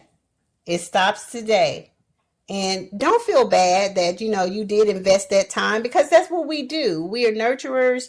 We believe and trust that this person may want to be with us. And then the thing is, you think in your mind, okay, maybe tomorrow, what if? Never again allow anyone to eat up your youth. And it's not too late to have children. It's not too late to get married. So don't feel that, hey, I'm 38, I don't have any children, never married. No, believe and trust and speak life. Always speak life. Speak things out that you want to see come to pass. Whether it comes to pass or not, but you believe and trust that it's not too late. And don't let nobody tell you it's too late. Don't let anyone joy or tell you anything else other than what you're believing. And I know 10 years is a long time. You invested a lot, but he was showing you that he did not want to be with you. Well, the thing is that I see some of the things I see, people thinking that they were judged, talk about unfairness. Now, they were talking about when I said that, like, I'm not necessarily into women who've had bad experiences and stuff. And they were like, oh, yeah, well, people with their parents in life can have baggage too, which I understand. Yeah. It's just me understanding myself and having that baseline of, like, okay, this will help. And I'm still going to be looking out for it with the people that have. I think. Well, oh, go ahead. Yeah, I was just going to say, what we have to realize as people, that everybody got issues. Some people have better support systems than others. Some people, were able to work through them, so they're on the other side of it. But what we can't do is, like you said, judge or, I don't know if she was in here earlier. I think this is one of the things. So Markeisha asks, do you all believe y'all did the individual work, or was it just God's timing? Yeah, I saw that, and I just saw that, and I was going to answer that because when you say individual work, I will say for Derek and I, of course, we didn't, we grew up together. So basically, from 15 to 18. From 15 to 18. But yes, I would say it in today's time, if you're dating as an adult, if you need to get counseling and y'all go to couples counseling and individual counseling, I would say do that, because you're going to discover and find some things out about yourself that you didn't even know. There's going to be some things, because they're professionals. Go to the people that they're good at what they do, and they can help you through the process, and you'll uncover some things. You're like, man, I didn't even realize that. Now, we haven't gone to marriage counseling or individual counseling or anything like that. I think that we've been married and been together long enough to where, we have counseled and talked to other couples about, their dynamics and their things of that nature. But the timing, but yeah, that individual work. And I think it gets harder as you get older, because now you are conforming to the world and you've been in relationships. And I think those relationships, that previous relationships, shape who you are. And when you get into the relationship you want to be in, you're always going to have that prejudgment. That prejudgment is always going to be there. So that's why I think that counseling is imperative, or talking to someone that can help you navigate through that. I enjoy journaling, because journaling helps you disentangle your thoughts, and you're writing it down and like, okay, I can see this. And then you go back years later and reread those things, and you can see your growth, and you can also see some things that you may need to change or tweak through journaling. Okay, I see what Marquise is asking now. She's essentially saying, why do y'all feel it's so hard to cultivate genuine connections today versus when kind of like y'all are coming up? And then also like people are trying so hard to manufacture the perfect spouse and stuff, like, and y'all just kind of thugged it out. Like, what's the difference with that? Like, does that make sense? Yeah, I think as far as, well, she used the word cultivate, and then earlier she used the word individual. Well, basically, I think it is a cultivation thing. But the cultivation works externally and internally. Yeah. Like my answer to Derek, you've got to cultivate yourself. You've got to internally do the work so that the output to the person that you're in a relationship with, that output will make things go. It won't, you won't butt heads and things like that. Because what the cultivation in the work is understanding, getting to know the person, and then being willing to, for me, she's first before me. Even when I fail her in some areas, she's still first. And then vice versa. So it's putting the other person in front of you that makes it work. It doesn't matter whether it was my grandparents, my parents, us, or it'll be you guys. You all have to understand that you've got to put the other person first. And I think that a lot of times going into a marriage, we don't do it, or there have been so many bad inputs that have affected our belief systems about marriage, about relationships, about male or female, the opposites, so we receive these bad inputs or bad information, and we allow those things to set up in our subconscious so that we're triggered when we run across something. So another question came up. I kind of asked it earlier, but people come in at different times. If you could just, in like adjectives or adjectives, what qualities do you believe drew you to each other the most? Like, I know you said, I know you said, y'all were in alignment in different things, but like, if you had to say, okay, I know you said Dad was just chill, understanding. He helped me through stuff. So if you just had to say, oh, he was understanding, I was attracted to him, he was funny. Like, what would you say were the qualities y'all really just like, all right, especially compared to other people y'all dated, okay, these are qualities this person has that makes me want to. And we didn't even know we had those qualities. That's the crazy thing, is that even when you meet somebody, you don't know that person. Yeah, But today, I think, like I said, I can look and I can see over the years, over the 37 years, and even actually over the 42 years, it's really been the same thing. Her showing concern, the caring that she's shown, the love that she's shown to me. And that has grown. It hasn't been the same over the amount of time. Mm-hmm. Over the years, it grows. Mm-hmm. One of the things that early on, I couldn't see myself with anyone else. I seen myself growing old with her, because I was committed to that. And now we're here, we're older. Y'all had the best friends and stuff.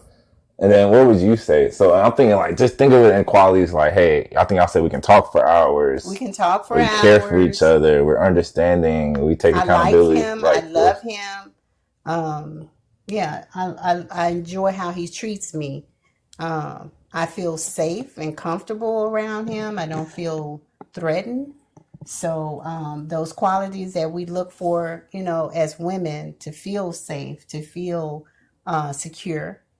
I like how he listens to me. Oh, he's a great listener, because I can go on for hours just talking and chatting, and I can bounce from one conversation to the next, and he flows with me. So that's one of the qualities that I enjoy. Now, I didn't know that he was that person. He didn't know who I was, but I believe that God knew that. And so I can't say that over the years we've cultivated these things, or that these were just natural, instinctual things that are in us, you know. And then the most important thing that you got to remember, there's no formula. Yeah, we hear there's no formula. There's no formula. You're gonna figure it out as you go. You're gonna grow. You know, you're gonna grow. Life goes in stages. And so you'll figure things out that at 25 you couldn't comprehend. Yeah. At 30 you couldn't comprehend. At 40 you couldn't comprehend. At 50 you got something to look back on and say, man, why didn't I know that? Yeah. Then yeah. That's experience. Oh, and I got to tell y'all this. I still see him as the 18-year-old. I still see him that way. My vision of him. Now, I know some of you are dating later on or whatever, but when I look at him, I don't see him I see him as he is today, right? But we dated young. I can still see him that way. Yeah. I think everybody's talking about how y'all just like figured it out, and how a lot of people, they just want people to come into it already molded and packaged and ready. Nope. But y'all gonna have people going back to their exes. Let's just figure it out. Y'all gonna have the ones that want people to come already established, those are people probably that need to work on themselves the most. Absolutely.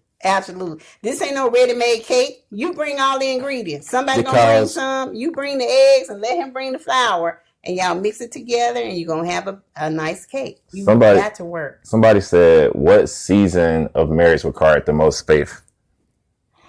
I would say the first few years. Those first few years were tough, because when we got married in September, and by November, this one here lost his job. Mm-hmm. And when he lost his job, I was like, what we gonna do? We got rent, we got a kid, we just got married. And I was on a trip with my cousin. We had just got married, and I told Jerry, I said, I'm going to Indiana with my cousin. And I went to Indiana, took Candace with me, and we had a good time. And on our way back, of course, at this time, we didn't have any cell phones. And I told my cousin, I said, girl, my husband lost his job. She said, how do you know that? I said, I don't know. I just feel it. I just sense that. And, we have these, senses. You can feel certain things. And I got back, he had lost his job. And so it's like, okay, how are we going to navigate through this? You've got to find another job. That was a time to have a big argument. And I did like, how you gonna lose your job? What did you do? What happened? How you gonna lose your job? I'm just asking these questions over and over and over again. And like I said, I was chatty. And so, yeah, that was a lot. So I would say the first few years, I remember on our 7th year, my mother-in-law came to me and she said, hey, do you have the 7-year itch? I was like, what is that? I said, what is that? She said, you don't have the itch, the 7-year itch? I had no clue what she was talking about. And so she said, the itch to be with somebody else. And I said, no, I never heard of that. No, I don't have that itch. So I would say the first few years, just like a business, just like anything, those first few years are tough, because you're trying to learn each other. He used to tell me that, hey, when I grew up, we had spaghetti and chicken. And I was like, well, no, we ain't having no spaghetti and chicken. We can't afford anything other than the ground beef and the spaghetti, and that's all we had. So, yeah, he was trying to tell me certain things that he did in his household. Now, I was visiting his family, so I knew that, no, only your grandmother does that. Your mama don't do that. Sometimes your mama put hot dogs in the spaghetti. So, no. So we had to learn each other. They locked in, y'all. They locked in. What did you say? Kaylon said, can we touch on non-negotiables and how big of a deal they really are? So I guess he's just saying, like I said, because it's kind of tough asking y'all some questions, because y'all kind of just learned stuff as y'all went. Yeah. I guess what was y'all's non-negotiables, and what would you say, I'm really trying to figure out what he's meaning by that. He may have been, like Derek said, his non-negotiable was, we're married and that's it. We're not getting a divorce. Mm-hmm. I didn't feel that way. I didn't feel like, well, I'm like, wait a minute. If it's a way out and I don't like you anymore, then I'm gone. Peace out. I can't say that I felt that divorce didn't cross my mind or I never wanted that, because that's what I saw. That's what I grew up in. What non-negotiables have y'all realized y'all had over non-negotiables? So like for some people, non-negotiables might be like, Derek, I refuse to touch the garbage bag, or hey, you always gonna drive. There's something like anything like that. Like what's y'all's boundaries or honestly,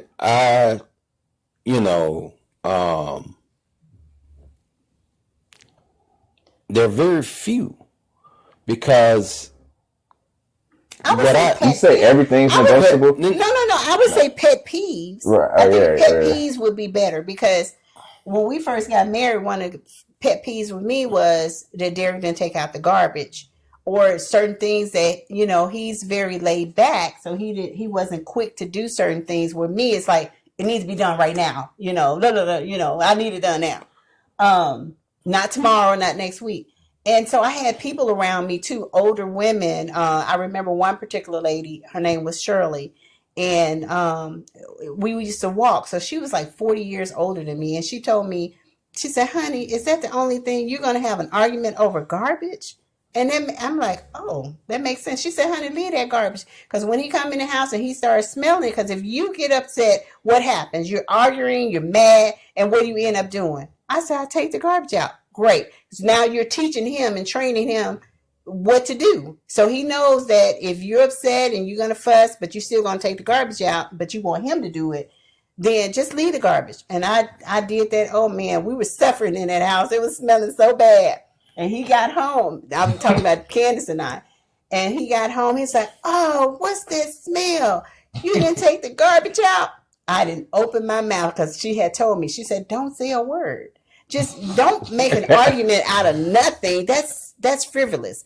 And I was like, that sure is. That's crazy. I'm fussing about garbage. And I left that garbage. And guess what? From that day on, he was taking the garbage out. But you say non-negotiables. To me, non-negotiables. When you say non-negotiables, like it's like I'm telling you though, in my mind, it sounds like you're saying, this thing is a deal breaker. Yeah, right. Yeah, that's what they're saying. A deal breaker to walk away, or what?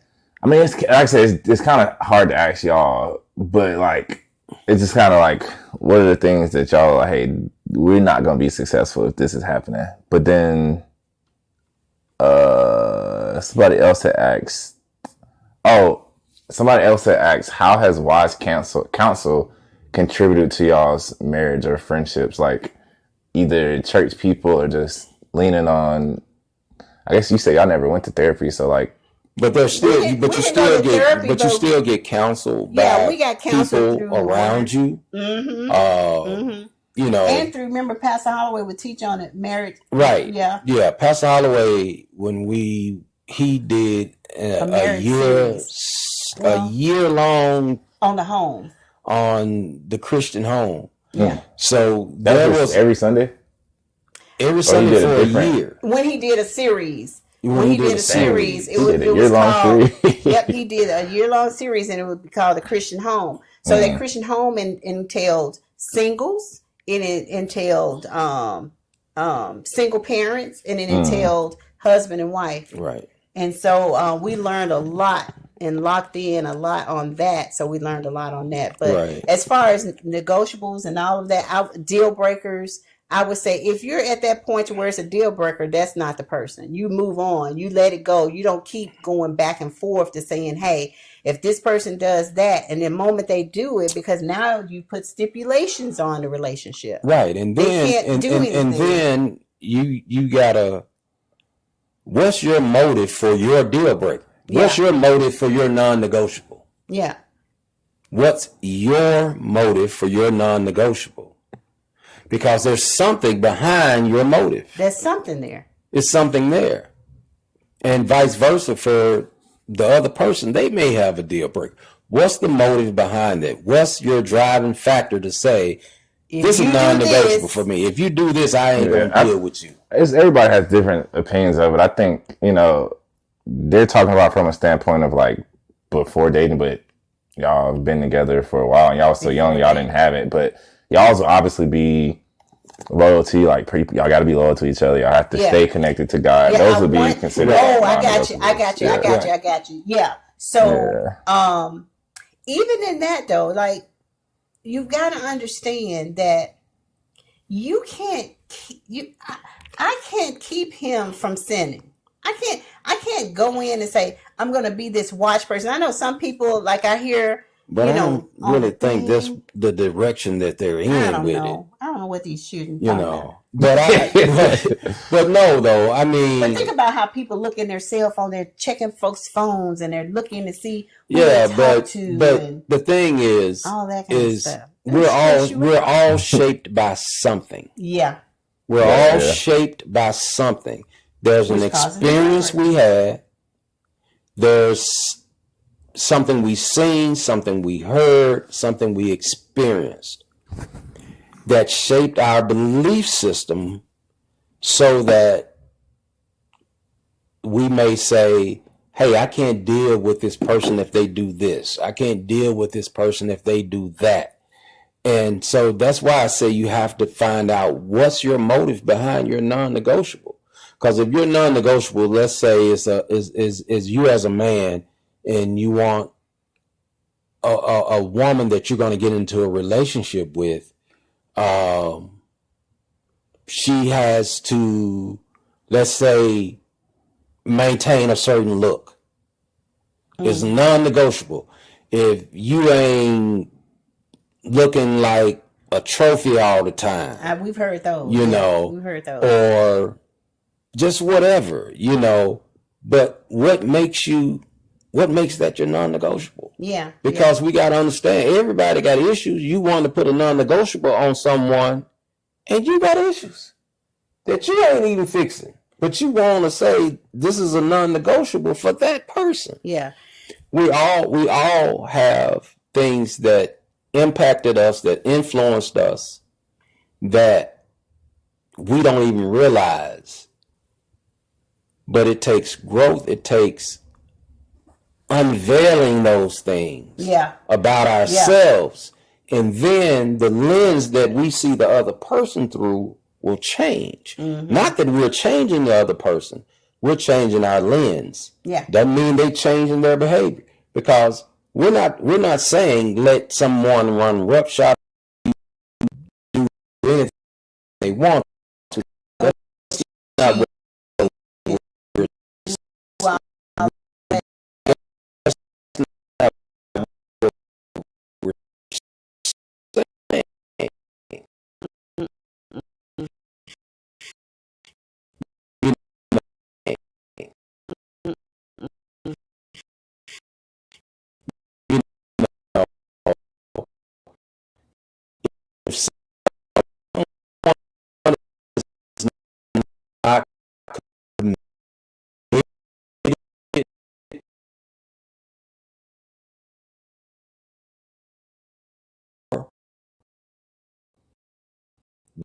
well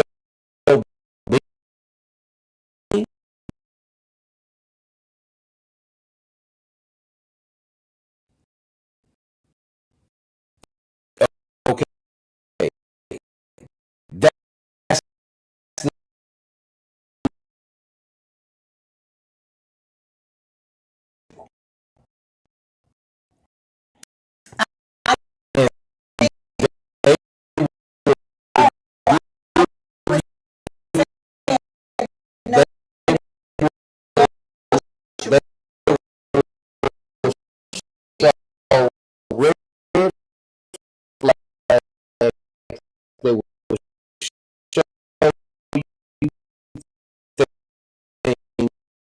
that let you know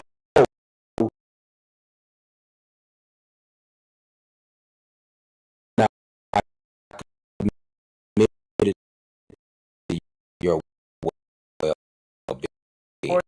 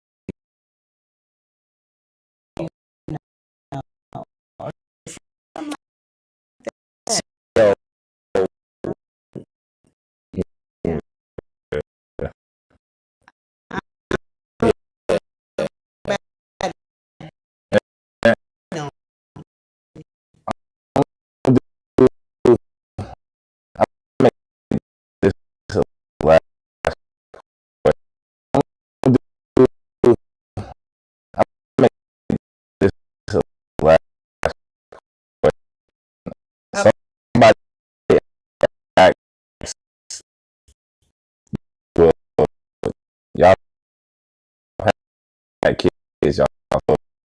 Y'all had kids, y'all.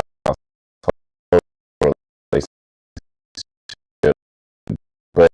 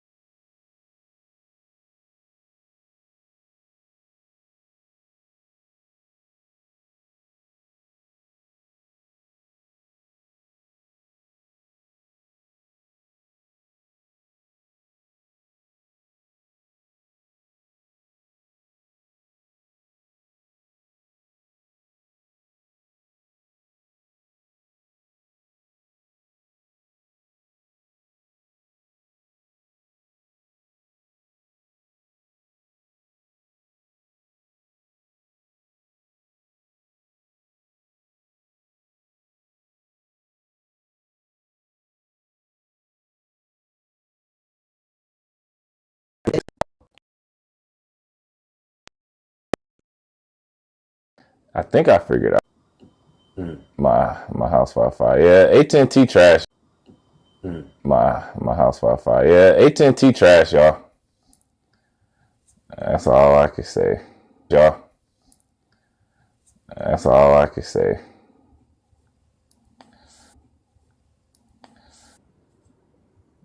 We'll close it out. Tell them we appreciate it. Right. Cause it's not even showing. It's not even showing my house Wi-Fi. Yeah, AT&T trash, y'all. That's a house Wi-Fi. Yeah, AT&T trash, y'all. That's all I can say.